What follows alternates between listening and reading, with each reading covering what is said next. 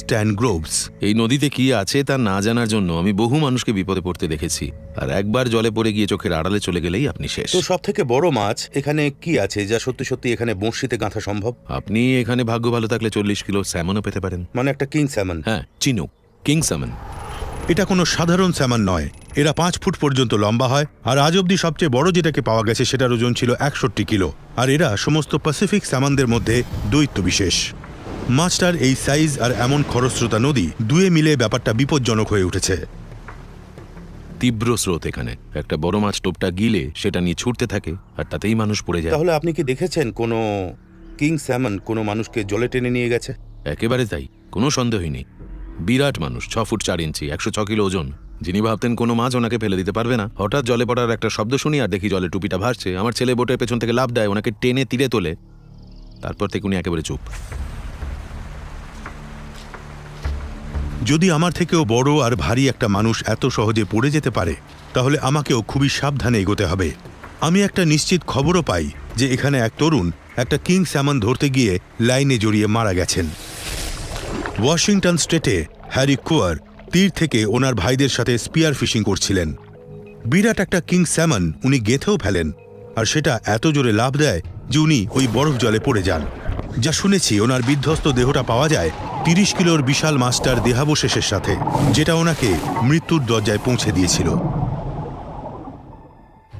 কিন্তু অ্যালাস্কায় যত মানুষ উধাও হয়ে যাচ্ছে, তাদের কেউ কেউ কি কিং স্যামনের আক্রমণেই প্রাণ হারিয়েছে?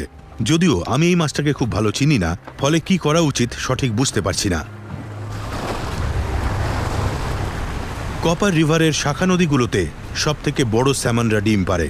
এদের একটাকে পাওয়া যেতে পারে এমন একটা জায়গায় যাওয়ার জন্যে আমাকে 27 কিলোমিটার পথ দুর্গম অঞ্চলের মধ্যে দিয়ে খুবই বিপদসংকুল জলপথে যাত্রা করতে হয়। এই বরফ জলে ঘূর্ণি স্রোতের মধ্যে আমি নিজেকে খুবই অসহায় বোধ করতে থাকি। কিন্তু প্রকাণ্ড কিং স্যামনরা এই হোয়াইট ওয়াটারের ভেতর দিয়ে সাঁতার কেটে যেতে পারে, আর এরা স্রোতের বিপরীতে 320 কিলোমিটার পথ পাড়ি দিয়ে সমুদ্র থেকে তাদের ডিম পাড়ার জায়গায় পৌঁছয়। এই জলের বিশেষত্ব হচ্ছে এইদিকে তাকালে দেখবেন যে এই জলটা ঘোলাটে, দুধের মতো সাদা, কিছুই দেখা যাচ্ছে না। আর কারণটা হলো এই জল আসছে হিমবাহ থেকে, এতে প্রচুর সূক্ষ্ম সূক্ষ্ম সেডিমেন্ট রয়েছে। আর এই জলটা সত্যি খুবই প্রচণ্ড ঠান্ডা। এইখানেই স্যামনরা রয়েছে, ওরা এই জলে বাস করার সম্পূর্ণ উপযুক্ত।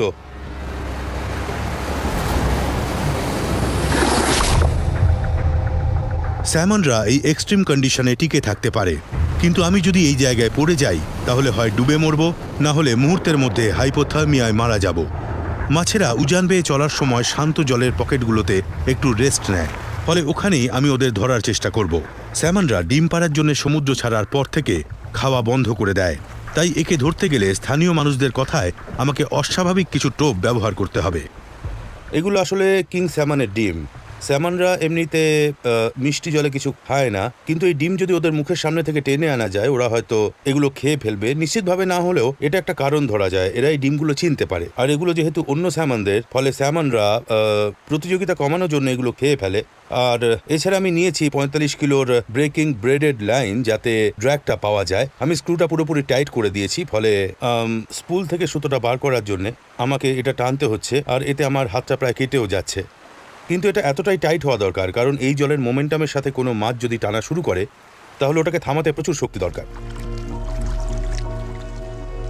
যদি কোনো কিং স্যামন গাঁথতে পারি, তাহলে মনে রাখতে হবে কোনোভাবেই নদীতে বেশি নেমে যাওয়া চলবে না। কোনো ফিশারম্যানই চাইবে না যে মাছটা লাইন ছিঁড়ে বেরিয়ে যাক। কিন্তু এই বরফ গলা জলে যদি ও আমাকে টেনে নেয়, তাহলে এখানেই আরও একটা মর্মান্তিক ঘটনা ঘটে যাবে।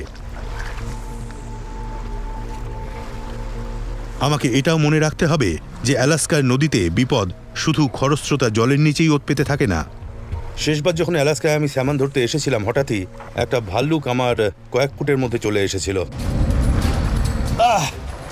এই তো 4 বছর আগের ঘটনা, যখন আমি এখানে একটা সকাই স্যামন ধরতে এসেছিলাম। ওপরে উঠছে, ওপরের দিকে উঠছে, পিছিয়ে এসো। গ্রিজলিরা এই সুস্বাদু মাছের লোভে নদীর তীরে আসে।